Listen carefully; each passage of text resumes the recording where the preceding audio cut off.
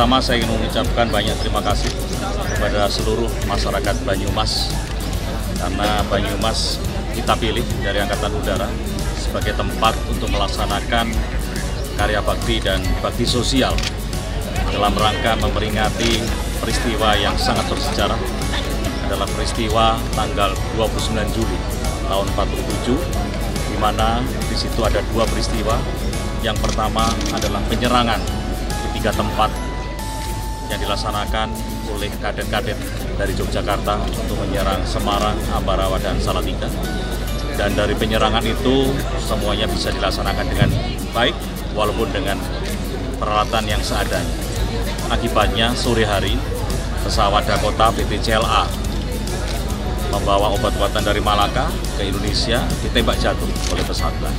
Kita menarik dari semangat yang sudah dilaksanakan oleh pendahulu kita adalah bagaimana kita juga ingin terus mendharmabaktikan kepada seluruh masyarakat yang ada di Indonesia terhadap apa yang sudah kita rasakan selama ini. Kegiatan-kegiatan itu kita laksanakan adalah kita pilih di mana di tempat-tempat itu yang paling tidak memerlukan untuk pembangunan fisik. Kemudian kita juga bisa mendharmabaktikan di sektor-sektor kesehatan. Termasuk kita juga mendukung program pemerintah adalah bagaimana kita bisa memberantas tindakan-tindakan narkoba, dan tindakan-tindakan itu tentunya berakibat kurang baik. Kemudian kita juga mendukung pemerintah untuk kita bisa memberikan pengetahuan dan pelayanan kesehatan, khususnya adalah terkait dengan IPA-tes, dan yang paling penting adalah bagaimana kita menyiapkan generasi penerus di tempat-tempat yang kita datangi. Contohnya adalah kita memperhatikan kegiatan-kegiatan PAUD, sehingga sebetulnya generasi Indonesia adalah generasi yang cerdas dan pintar. Kita mulai didik dengan baik ketika mereka masih bayi atau kita berikan tempat-tempat di PAUD. Itu yang kita belum tentu dari realisasi Hari Bakti TNI Angkatan Udara. Memang setiap tahun kita mencari hanya satu lokasi ya, kegiatan, dan itu pun berdasarkan survei mana wilayah-wilayah yang sangat memerlukan. Dan di situ juga kita akan memberikan penerangan tentang bagaimana menjadi anggota TNI Angkatan Udara, dan kita juga memberikan informasi tentang kekuatan Angkatan Udara, dan bagaimana juga kita memberikan informasi bagaimana kiprah Angkatan Udara di dunia internasional. Contohnya adalah CAT, kita sudah melaksanakan kegiatan di mancanegara, dan di wilayah Banyumas sendiri harus tahu bahwa kita mempunyai kegiatan atau tim aerobatik yang sudah mendunia. Di ASEAN hanya ada satu, yaitu Indonesia. Itu adalah bagian dari kebanggaan.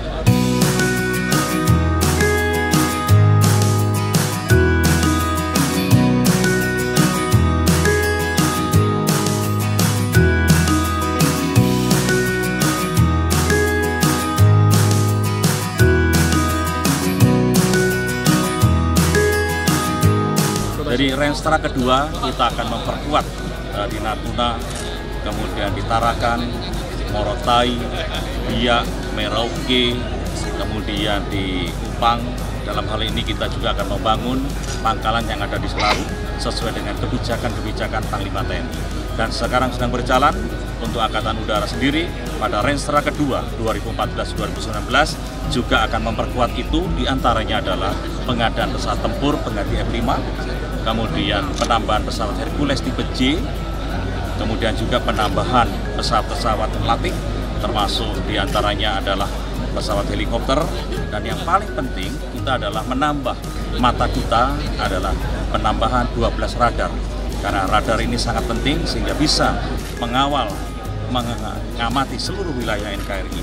Dan yang sangat-sangat penting lagi adalah rencana penempatan pesawat drone tanpa awak di Natuna dan Tarakan dengan kemampuan Male terbang selama 24 jam sampai dengan 36 jam dengan jarak jangkau kurang lebih 2000 km. Itu yang akan kita tempatkan dalam Renstra kedua ini adalah di Tarakan dan di Natuna.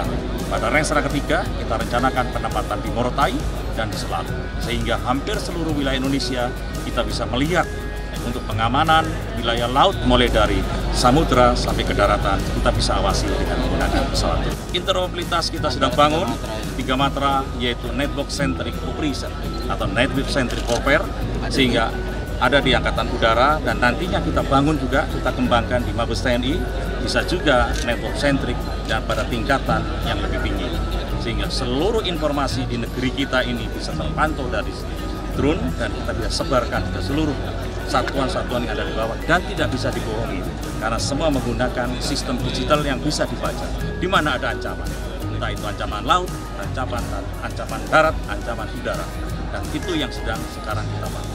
Ya, memang dalam Renstra kedua ini sedang kita mulai, mudah-mudahan pada Renstra ketiga ini kita sudah bisa paling tidak interoperability dari Angkatan Laut, Angkatan Udara, dan Angkatan Darat yang di perbatasan kita bisa satu komando, yaitu satu yang namanya Network Centric Operation. Kita akan kembangkan di Indonesia sendiri dulu.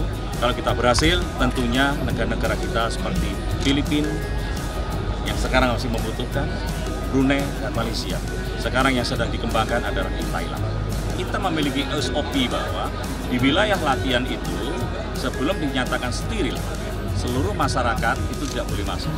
Jadi saat itu belum dinyatakan steril. Sehingga inilah yang kita selidiki, kita juga tidak boleh semena-mena menyalahkan masyarakat, mungkin juga introspeksi buat TNI juga. Sehingga salah satu pelajaran yang sangat berharga bagi kita juga bagi masyarakat. Karena kita juga punya AWR yang bisa kita juga latihan penembakan, itu pun banyak masyarakat sekitar yang saat ini memahami tentang SOP itu. Contohnya adalah pengoboman di AWR, kalau sudah dinyatakan selesai, masyarakat masuk mengambil serpihan-serpihan itu karena itu masih mengandung nilai ekonomis. Nah, ini masih kita selidiki. Mudah-mudahan bisa ketahuan mana simpulnya, dan akhirnya adalah introspeksi untuk kita, perbaikan ke kita ke dalam, juga untuk masyarakat.